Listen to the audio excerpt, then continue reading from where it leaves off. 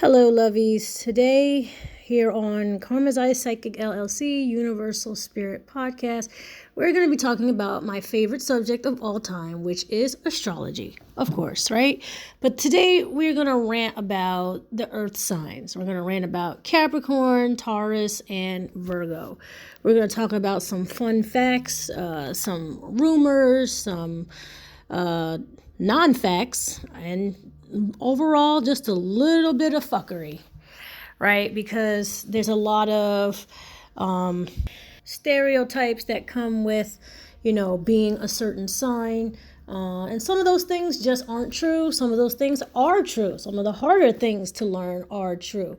Now, before I get into it, I'm gonna have to weed out my audience really quickly. So there's a lot of people who do not believe in astrology at all. Okay, so if you do not believe in astrology, please just take what I'm gonna say today as a grain of salt. I do like to be funny, and I'm giving my opinion as well.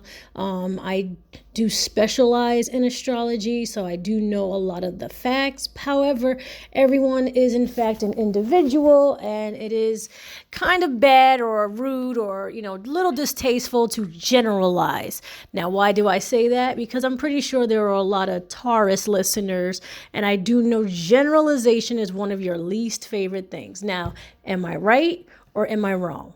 That comment always gets like a hard blow to whoever's listening or whoever's around, right? That's basically how I reveal who in the audience is a Taurus. It's really the ones that laugh the hardest or the ones that are looking at me like they're ready to throw a dart in my eye. Yes, it is a generalization. And yes, one of the facts about Taurus is that they don't like the idea of generalizing people based on really anything. It could be their height, it could be their race, it could be their job, it could be their gender.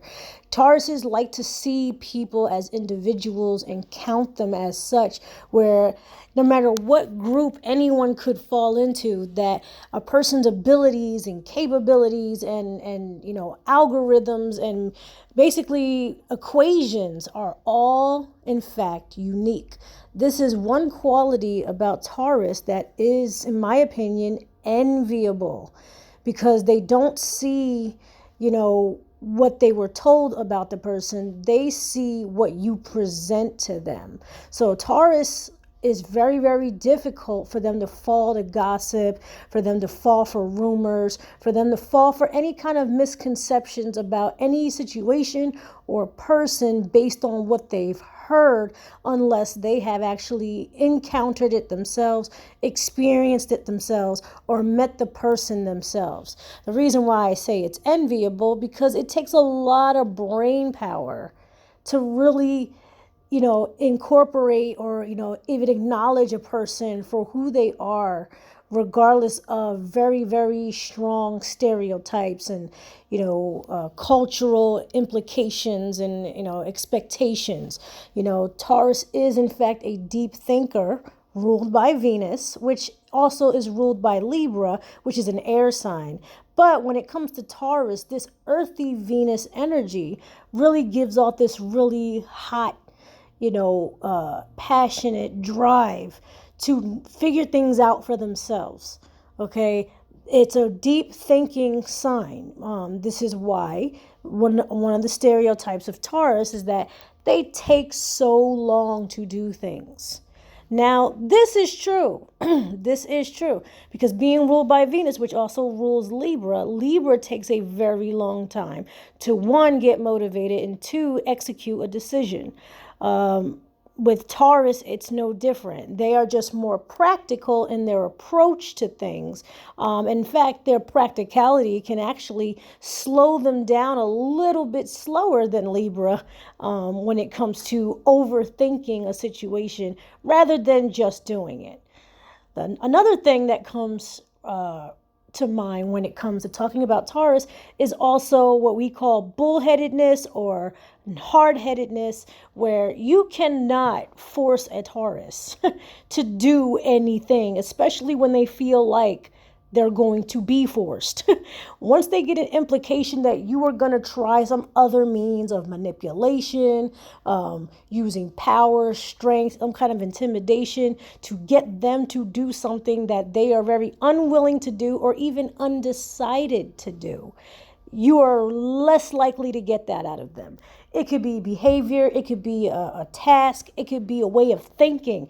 A Taurus has to take time and realize that they are the master of their destiny and they're going to do basically what they want, regardless of how people feel about it.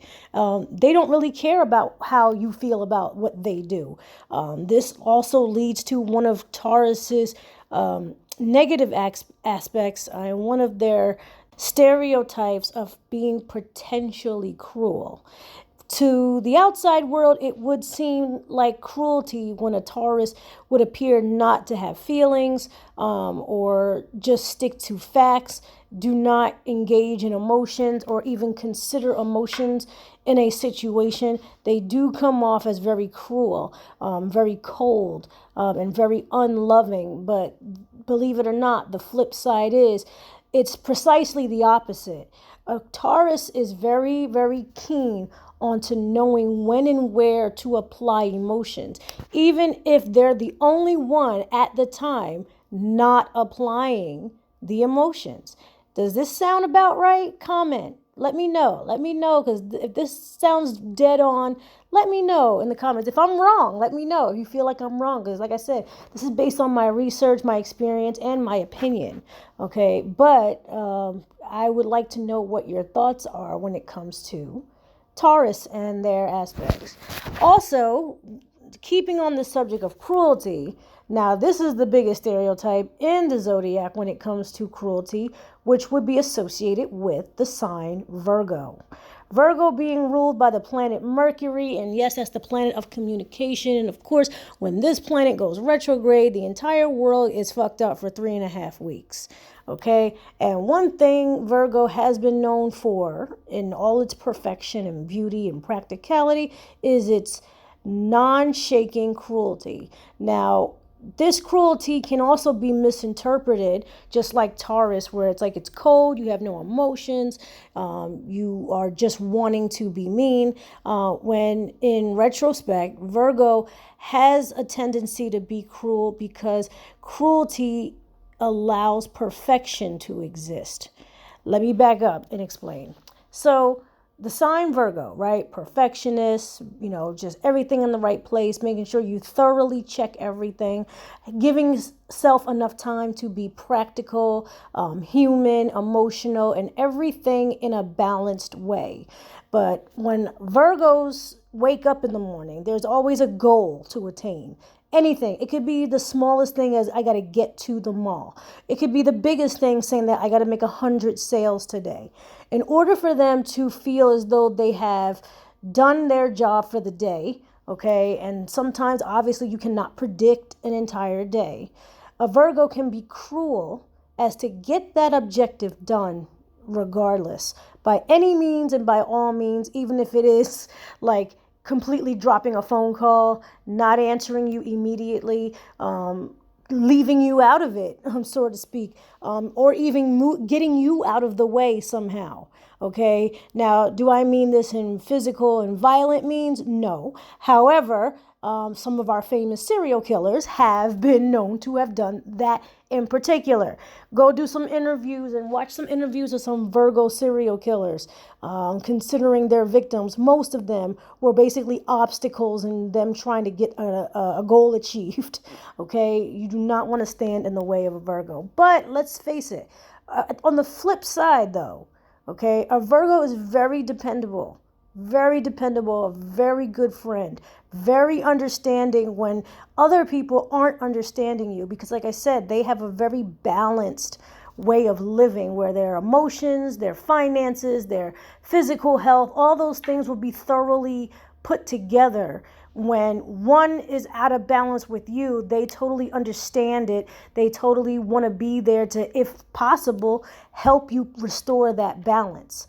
Okay, they are very patient people, and that is one aspect of Virgo which I would consider to be, in my opinion, very enviable. okay? Because not everybody has patience like a Virgo. A Virgo understands that shit takes time, okay? Relationships take time, growth and advancement take time, plans and goals take time. However, you stick with it, and that is basically their alma mater, right? You stick with it constantly. Even if going to the mall is the only goal today, it is a goal in a bigger plan, okay? Now, lastly, we come to the most organized, the most planning, and the most concise earth signs, which is Capricorn. This sign gets a lot of bad reps because of the fact that Capricorns are known to be very cold, dry, unfriendly, mean, emotionless, and just only caring about career and money and status. I hate to tell you guys, it's true.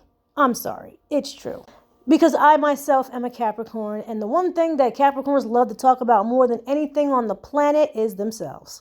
Okay? We are lovers of self, because that is an aspect of people that most people forget.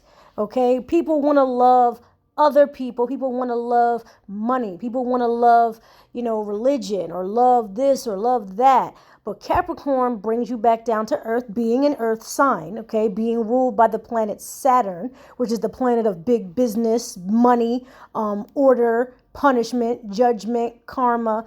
All that stuff rules Capricorn. So you have to remember to love self, to understand that whatever it is that you are in love with, it could be a person, it could be an aspect of a person, it could be a situation, it could be, I love the law, I love studying law, I love being in school. To understand that these aspects that you are so in love with exist within the self. You are in love with learning, but you also should love self to understand that you are a great teacher or a great cook if you love food. Anything that you could be working hard on, a Capricorn knows they can find it within themselves. So if they are dissatisfied with the foods that they eat, they will then become a student to learn how to be a master chef. Yes, it is true when a Capricorn sets their mind to something, they go full force. Yes, this is true. It's almost like the Virgo, where it's kind of like we don't like to have the obstacles and it's all we think about. But at the same time, Capricorn is black and white. It is karma. It's up and down. Okay. We also understand the time to take to rest, stop, rejuvenate, okay, and take care of self when physical self might not be able to show up to work the next day because we work too much. Are Capricorns workaholics? Not necessarily. That is a misconception. That is not quite true. Yes, Capricorns work a lot. Yes, we have workaholic tendencies. But I'm going to tell you what right now, because I'm a Capricorn, if I can't handle something mentally, I do not go off shuffling to clean up my house or count my money or, organize something. I'm heading my ass right to bed. I'm going to go right to sleep. When I realize that my physical body is done, my mental body is done, I can't come up with an answer, okay? I can't fix the situation that moment. I might need to think about it. I go to sleep, okay? Capricorns understand that maybe I need some time to think or contemplate or plan.